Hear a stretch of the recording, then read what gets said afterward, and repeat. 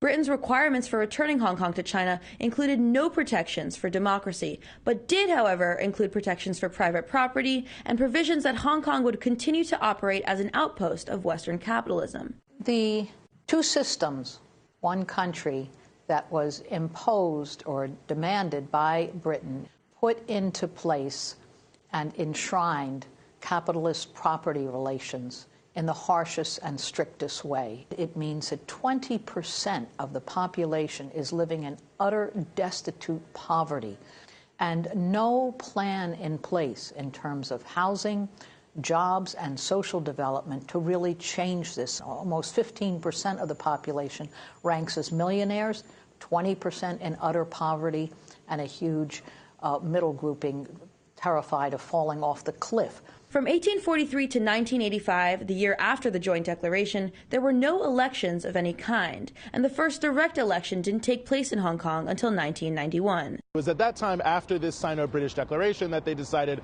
well, we better introduce some elements of democracy. Now, prior to that, all officials in Hong Kong were just appointed by the Crown, so completely colonial, completely anti-democratic. What we see now, the current electoral system, the vast majority of that form of universal suffrage has been brought in post-1997. That is after the return of the sovereignty of the People's Republic of China. And it was directly connected to the idea that Britain wanted to create the illusion that, well, Hong Kong, the way we've run it, is democratic, as opposed to this undemocratic, authoritarian, communist government in China. But to fully understand the unrest in Hong Kong taking place today, we must look at Hong Kong's underlying social and economic inequalities, as well as its political landscape. Let's tackle the social and economic inequalities first. Although Hong Kong is known internationally as being very wealthy and prosperous, that's not the case for all its residents. Over 1.3 million people live under the poverty line here. Over 250,000 people live in what SOCO calls inadequate housing. And over 40% of Hong Kong residents live in either public housing or subsidized housing. SOCO is one of Hong Kong's largest social services organizations, and Si Lai Shan, a community organizer with them, showed us what some of these inadequate housing units look like these subdivided flats, and these caged homes. In a subdivided flat, your bed is your living space. Kitchens and bathrooms are shared, in this flat, by 24 people. Si Lai Shan thinks that some of the blame for the lack of affordable housing in Hong Kong gets misdirected to Beijing, when it belongs with Hong Kong's own property developers. With the land reform, the resistance is mainly from within Hong Kong society. This includes property developers who control a lot of land. I spoke with Tek Chi Yuen, the former vice chair of the largest so-called pro-democracy party in Hong Kong, the Hong Kong Democrats. He says that he left that party because of its unwillingness to even have any dialogue with Beijing. He thinks that many Hong Kongers see democracy and government representation as their ticket to gaining better housing and living conditions, and that while the extradition law amendment may have been the trigger for this anti-government movement, it was never the full story. The price of housing going up very fast. That means the rich people get more and more. The distribution of resources is unfair. So the young people angry about this. This is the fundamental problem. This is the root problem. This inequality and the low standard of living in Hong Kong are virtually absent from coverage of the anti-government movement. And who's to blame for this? Well, Oxfam suggests that a responsibility lays not at the foot of Beijing, but at the local Hong Kong government.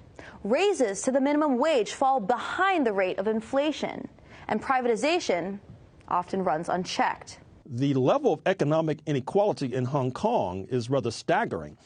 The housing crisis in Hong Kong in some ways dwarfs the housing crisis in equivalent U.S. cities, such as Los Angeles and in New York.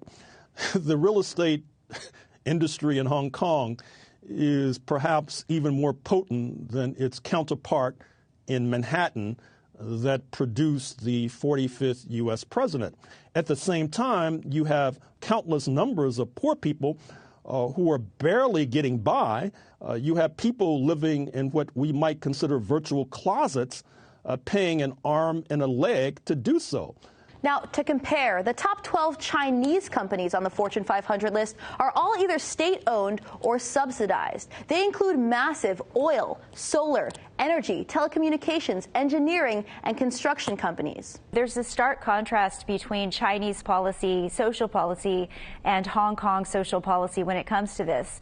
Hong Kong, even though it has had a budget surplus recently, it is unwilling to spend to reduce the high levels of inequality, to improve the employment outlook, the outlook for the elderly and the homeless.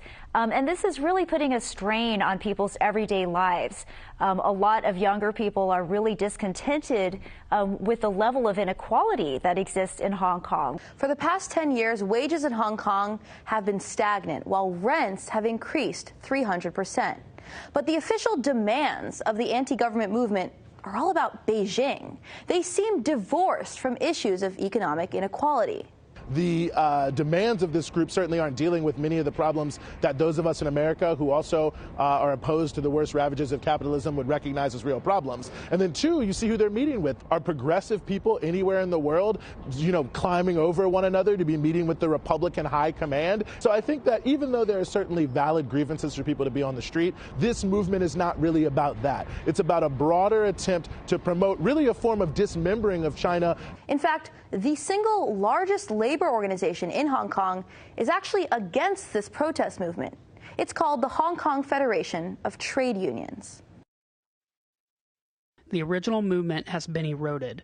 Now, it's just about opposition to the Chinese government. Now, it's a color revolution. When it comes to inequality, Hong Kong is not alone.